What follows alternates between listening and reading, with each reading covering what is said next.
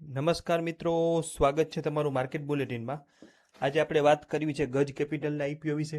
IPO વિશે તમને તમામ વિગતવાર માહિતી આપવી છે, પણ આપણી ગુજરાતી ભાષામાં. આવતીકાલે આઈપીઓનો છેલ્લો દિવસ છે. આજે તારીખ છે 20 અને વાગ્યા છે રાતના 11:22. કાલે આઈપીઓ પૂરો થાય છે એટલે વધુ વાત નથી કરવી, ટૂંકમાં બને એટલી વાત કરશું. સૌપ્રથમ શરૂઆત કરીએ કંપનીના નામથી. તો કંપનીનું નામ છે ગજ કેપિટલ, એટલે કે હાથી. ગજ એટલે હાથી, અને ઇંગ્લિશમાં તમે લખો તો GAJ એને લખી શકાય. આ અંગે કંપનીના મેનેજમેન્ટે સરસ એક બિઝનેસ ચેનલ ઇન્ટરવ્યુમાં જવાબ આપેલો હતો. વાત કરીએ કંપનીના વ્યવસાયની, તો ગજ અલ્ટરનેટિવ એસેટ્સ મેનેજમેન્ટ લિમિટેડ 20 વર્ષનો અનુભવ ધરાવતી એક સ્વતંત્ર ભારતીય એસેટ્સ મેનેજમેન્ટ કંપની છે, જે મુખ્યત્વે રોકાણ વ્યવસ્થાપન અને સલાહકાર તરીકે કામ કરે છે. કંપની ભારતમાં કેટેગરી 1 અને કેટેગરી 2 અલ્ટરનેટિવ ઇન્વેસ્ટમેન્ટ ફંડ્સના મેનેજર તરીકે ફંડનું સંચાલન કરે છે. તેમજ પોતાની મોરેશિયસ સ્થિત સબસિડિયરી ગજા એડવાઇઝરી લિમિટેડ દ્વારા વિદેશી ફંડને ભારતીય કંપનીમાં મૂડીરોકાણ કરવા માટે સલાહ આપે છે. આ કંપની સંચાલિત ફંડ્સ મુખ્યત્વે શિક્ષણ અને પર્યાવરણ, ફાઇનાન્શિયલ સર્વિસીસ, કન્ઝ્યુમર અને ડિજિટલ ટેકનોલોજી જેવા ક્ષેત્રોમાં રોકાણ કરે છે. કંપની કોઈ મોટા કોર્પોરેટ ગ્રુપ કે વિદેશી સંસ્થાની માલિકીની નથી, પરંતુ સંપૂર્ણપણે ભારતીય પ્રમોટર્સ દ્વારા સંચાલિત છે. અને નાણાકીય વર્ષ 2024થી 2026 દરમિયાન તેમના ચોખ્ખા નફામાં વાર્ષિક 35.5%થી વધુનો CAGR ગ્રોથ જોવા મળ્યો હતો. હજી પણ ઘણા મિત્રોને પ્રશ્ન છે કે ખરેખર કંપની શું ધંધો કરે છે. તો તમારા માટે એક સરળ શબ્દોમાં ઉદાહરણથી તમને સમજાવવાનો પ્રયાસ કરશું, પણ તે પહેલાં ખાસ ચેનલને સબસ્ક્રાઇબ ન કરી હોય તો તે સબસ્ક્રાઇબ કરી લેજો. વાત કરીએ સરળ ઉદાહરણથી કે કંપની શું ધંધો કરે છે. ધારો કે કોઈ હોશિયાર વ્યક્તિ છે જે જાણે છે કે ભવિષ્યમાં કયા નવા ધંધા કે સ્ટાર્ટઅપ સુપરહિટ થશે. હવે ભારત અને વિદેશના 20થી વધુ દેશોના અમીર રોકાણકારો વ્યક્તિ પાસે આવે છે અને 1000 કરોડ ભેગા કરીને આપે છે. ગજ કેપિટલ આ પૈસાનો શિક્ષણ, બેન્કિંગ કે ડિજિટલ ટેકનોલોજી ક્ષેત્રની 5થી 10 નવી ઉભરતી કંપનીઓમાં રોકે છે. તે માત્ર પૈસા નથી આપતી, પણ એ કંપનીને મોટી બનાવવા માટે તેમના સેલ્સ, પ્રોડક્ટ અને મેનેજમેન્ટમાં મદદ પણ કરે છે. હવે કંપની 3 રીતે નફો કમાય છે. તમને એ પણ પ્રશ્ન છે ખરેખર આ કંપની નફો કેમ કમાય છે. તો પહેલું છે કે મેનેજમેન્ટ ફી, એટલે કે રોકાણકારોના 1000 કરોડનું સંચાલન કરવા બદલ કંપનીને દર વર્ષે નક્કી કરેલી ફી મળે છે. જેમ કે આપણે 2% ધારીએ તો 20 કરોડ કંપનીને મળે છે. બીજું છે કે કેરીડ ઇન્ટરેસ્ટ, એટલે કે નફામાં કમિશન. 5-6 વર્ષ પછી જે કંપનીમાં પૈસા રોક્યા હતા તેની કિંમત વધીને 3000 કરોડ, એટલે કે 3 ગણી થઈ જાય, તો મૂળ રોકાણકારોને એમનો હિસ્સો આપ્યા પછી જે વધારાનો ભારે નફો થાય તેમાંથી કંપનીને 15થી 20% જેટલું મોટું કમિશન મળે છે. અને ત્રીજું છે કે પોતાના રોકાણ ઉપર પણ નફો. કંપની આ ફંડમાં રોકાણકારોનો વિશ્વાસ જીતવા પોતાના પણ 50થી 60 કરોડ રોકે છે, જેથી ફંડ સુપરહિટ થાય ત્યારે કંપનીને પોતાના રોકેલા પૈસા ઉપર પણ બમણો કે તીવ્ર મૂડી નફો મળે છે. ટૂંકમાં બીજાના કરોડ રૂપિયા યોગ્ય અને વધતી કંપનીઓમાં રોકીને તેમાંથી સ્થિર ફી, સફળતાનું કમિશન અને પોતાના રોકાણનો નફો મેળવીને કંપની કમાણી કરે છે. લગભગ તમને એટલી સહેલાઈથી યુટ્યુબ ઉપર કે ઇન્સ્ટાગ્રામ ઉપર કે કોઈ જગ્યાએ કોઈ તમને ગુજરાતીમાં કંપનીના વ્યવસાય વિશે નહીં સમજાવ્યું હોય. હવે વાત કરી લઈ તારીખની. તમને ખબર છે કે કાલે આઈપીઓ પૂરો થાય છે.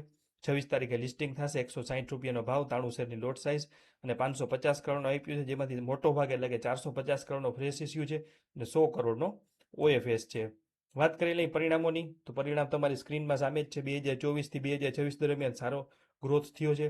2024થી 26 દરમિયાન કંપનીની કુલ આવક 103 કરોડથી વધીને 157 કરોડ ઉપર પહોંચી છે અને ચોખ્ખો નફો પણ 44 કરોડથી વધીને ડબલ આસપાસ 81.96 કરોડે પહોંચી ગયો છે, એટલે કે 35.34%ની CAGR ગ્રોથ દેખાય છે. આ ઉત્કૃષ્ટ ગ્રોથનું મુખ્ય કારણ છે કે 2024ના 18.5 કરોડથી વધી 18.40 કરોડથી વધીને 2026માં જે 75 કરોડ સુધી પહોંચેલું કમિશન, 2026માં કંપનીના પોતાના સ્પોન્સર રોકાણ ઉપર મળેલ 16.74 કરોડનો મૂડી નફો તથા 60 કરોડની સ્થિર મેનેજમેન્ટ ફી છે. આ બધા પાછળનું આ કારણ છે. આ સાથે જ ખર્ચ ઉપર યોગ્ય નિયંત્રણ હોવાથી કંપનીનું પ્રોફિટ આફ્ટર માર્જિન પણ 43.04%થી સુધરીને સીધું 51.94% થઈ ગયું. એટલે કંપની 100 રૂપિયા કમાય છે તો તેમાંથી 51 રૂપિયા અને 94 પૈસાનો નફો કરે છે. હવે વાત કરી લઈએ 5 સારી અને 5 નબળી બાબતોની. તો પ્રથમ છે કે મજબૂત રિટર્ન હિસ્ટ્રી છે કંપનીની. ઊંચું સ્પોન્સર રોકાણ છે, એટલે કે પોતે પણ પૈસા નાખે છે. ત્રીજું છે કે વૈશ્વિક અને વૈવિધ્યસભર કંપની છે. ચોથું છે કે અનુભવી અને સ્થિર મેનેજમેન્ટ ટીમ છે. અને પાંચમું છે કે ગ્રોથ કરતી AIF ઇન્ડસ્ટ્રી, એટલે કે ભારતમાં AIF સેક્ટર વર્ષે 29%, 29.2%ના દરે વધી રહ્યું છે, જેનો સીધો લાભ આ કંપનીને મળશે. નબળી બાબતો પણ છે, જેમાં પ્રથમ છે કે અનિશ્ચિત આવક, એટલે કંપનીની મોટાભાગની આવક ફંડના નફા ઉપર આધારિત છે, જે બજારની સ્થિતિ મુજબ બદલાય છે. બીજું છે કે કેપિટલ લોસનું જોખમ. ત્રીજું છે કે ઓડિટરની એડવર્સ રિમાર્ક, એટલે કે 2-3 નાની મોટી ઓડિટર તરફથી નોંધ લેવામાં આવી છે. ચોથું છે કે રેગ્યુલેટરી અને લેટ ફી, નાની મોટી એક 5 લાખનો સેટલમેન્ટ ચાર્જ ચૂકવવો પડ્યો તો એ છે. અને છેલ્લું છે કે વિદેશી રોકાણકારો ઉપર નિર્ભરતા, એટલે કે 159 વિદેશી રોકાણકારો હોવાથી વૈશ્વિક મંદી કે ભારતમાં વિદેશી રોકાણના નિયમો બદલાય તો નવું ફંડ એકઠું કરવામાં કંપનીને મુશ્કેલી પડી શકે છે. હવે વાત કરી લઈએ ફાઇનલ નિર્ણયની. તો કંપનીની 81%થી વધુ anchor book, Nippon HDFC life અને એસબીઆઈ લાઈફ જેવા દિગ્ગજ ઇન્સ્ટિટ્યુશન રોકાણકારોથી ભરાયેલી હોવાના કારણે તથા કંપનીની બેલેન્સ શીટ, રોકડ અને લિક્વિડ ફંડ્સ મજબૂત હોવાથી લિસ્ટિંગ સમયે ભાવ તૂટવાનું કે ડિસ્કાઉન્ટ ખોલવાનું જોખમ નહીવત બને છે. એટલે અત્યારે તો એવું નથી લાગતું કે આનું લિસ્ટિંગ ડિસ્કાઉન્ટમાં થાય.